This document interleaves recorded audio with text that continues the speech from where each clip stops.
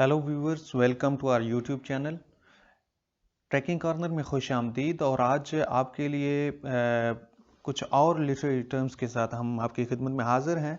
और आज की लिटरेरी टर्म्स बहुत इम्पोर्टेंट होने वाली हैं क्योंकि आज हम डिस्कस करने जा रहे हैं सॉलिलॉक्वी और मोनोलॉग को। इसके अलावा मोनोलॉग की जो दो टाइप्स हैं, इंटीरियर मोनोलॉग और ड्रामेटिक मोनोलॉग, हम इसको भी डिस्कस करेंगे।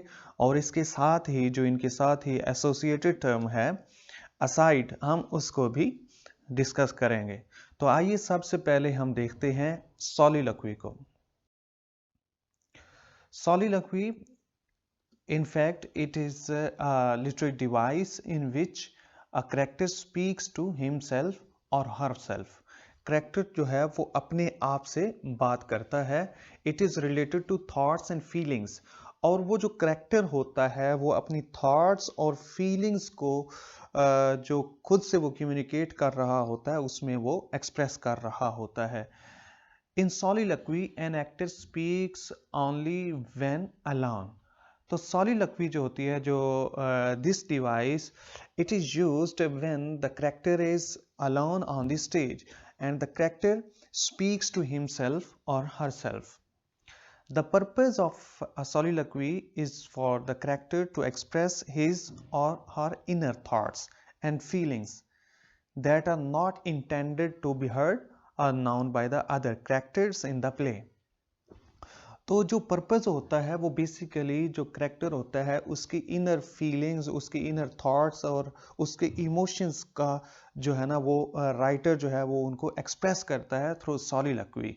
तो when the character speaks to himself और herself at that time no other character is present on the stage. For example, हम हैमलेट से, जो हैमलेट की एक बहुत ही फेमस सॉलिलॉक्वी है, हम उसका रेफरेंस देते हैं, टू बी और not to be, that is the question, whether it's nobler in the mind to suffer the slings and arrows of outrageous fortune or to take arms against a sea of troubles.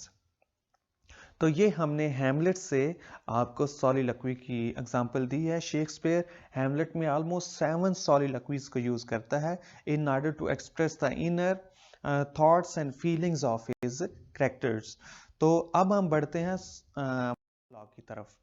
Monologue, in fact, it has been derived from two Greek words, monos, which means alone, and logos, which means speech. So, the monologue is a speech presented by a single character, most often to express his mental thoughts aloud. तो अगर हम सॉलिलॉक्वी और monologue को यहाँ तक देखें तो there is no difference between monologue and soliloquy, because in soliloquy character expresses his inner thoughts when he is alone on the stage. Similarly, in monologue, a character expresses his mental thoughts but aloud, and it is directly addressed to another character or the audience.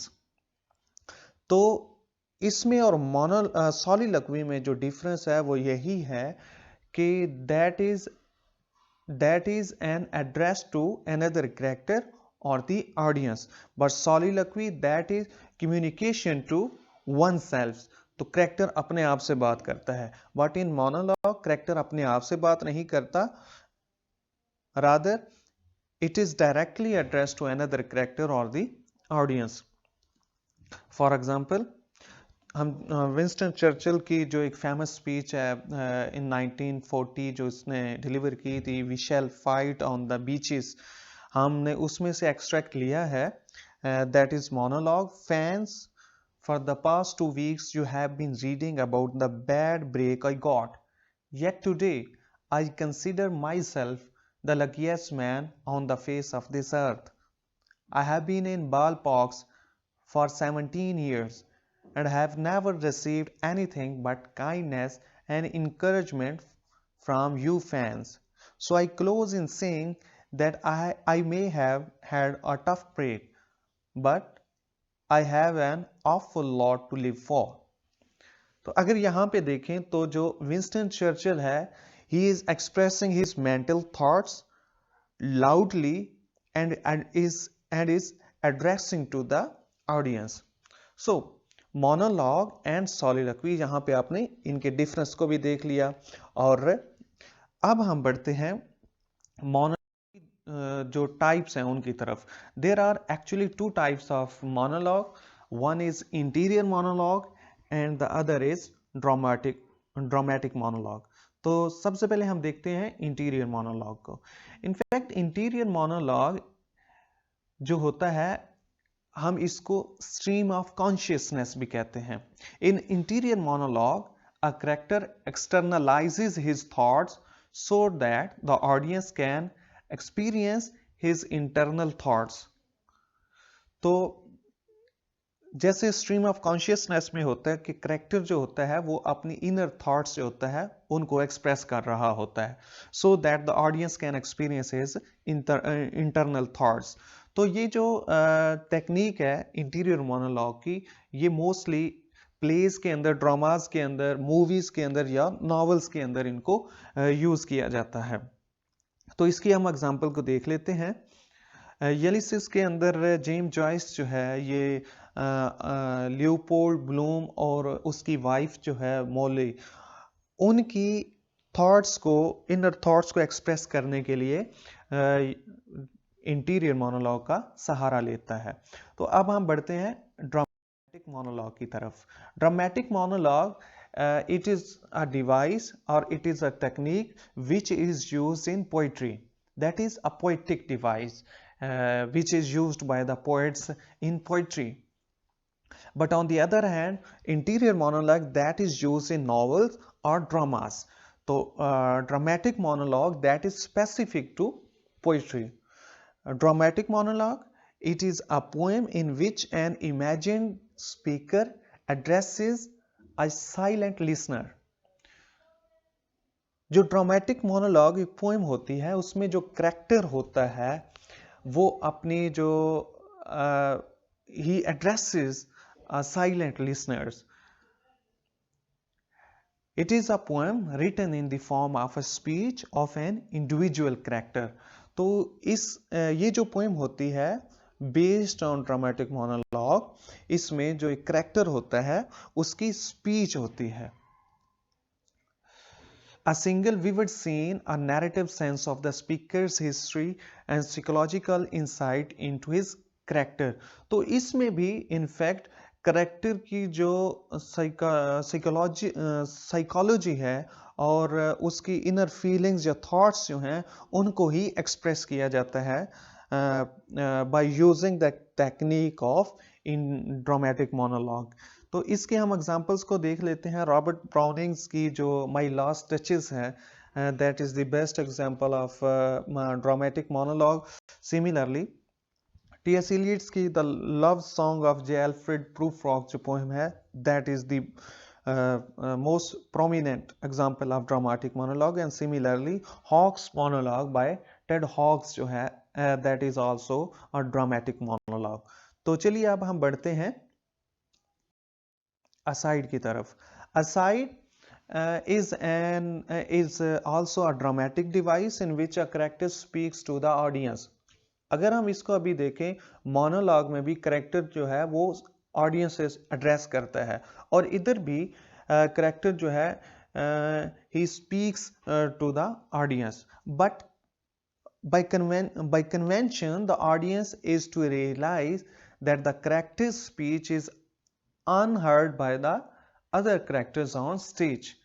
But here the audience by convention, ये होता है कि जब aside use की जाती है dramatist की तरफ से, तो करेक्टर जो होता है वो कोई स्टेटमेंट देता है या कोई रिमार्क्स देता है, तो वो ऑडियंस तो लिसन कर रही होती है, but the other characters which are present on the stage वो उस रिमार्क को या उस स्टेटमेंट को वो नहीं सुन रहे होते। An aside is usually a brief comment rather than a speech, such as monologue or soliloquy. Monologue और soliloquy में जो और aside में ये difference है कि monologue और जो soliloquy होती है वो long speeches के ऊपर मुश्तमिल होती है, जबकि aside जो होती है that is simply a comment or a brief statement. इसकी एग्जांपल्स हम देख लेते हैं. In Romeo and Juliet, Romeo appears during Juliet's balcony and asks in an aside, shall I hear more or shall I speak at this. Similarly Hamlet is spoken by Hamlet, इसकी एक aside है Hamlet की. Hamlet जो है वो Claudius के बारे में बात कर रहा है. अ लिटिल मोर देन किन एंड लेस देन काइंड. तो ये है जी एग्जांपल्स हमने डिस्कस की हैं असाइड की. तो अब अगर हम इसको देखें हम असाइड को, मोनोलॉग को और सॉलिलॉक्वी में. सॉलिलॉक्वी में जो करेक्टर होता है ही expresses his inner thoughts and feelings, but other character is not present on this stage. But in monologue, the character addresses his inner thoughts and feelings to the audience or other characters. And in aside is simply a remark or a statement about a situation, and that is only a brief one. This is the basic difference between aside, monologue and soliloquy. उम्मीद करते हैं कि आपको आज की हमारी video अच्छी लगी होगी. अगर इसमें कोई कमी हो या आपको कोई कंसेप्ट समझ ना आया हो तो काइंडली कमेंट बॉक्स में अपनी राय का इजहार ज़रूर कीजिएगा. हमारे चैनल को सब्सक्राइब कीजिए. Good bye.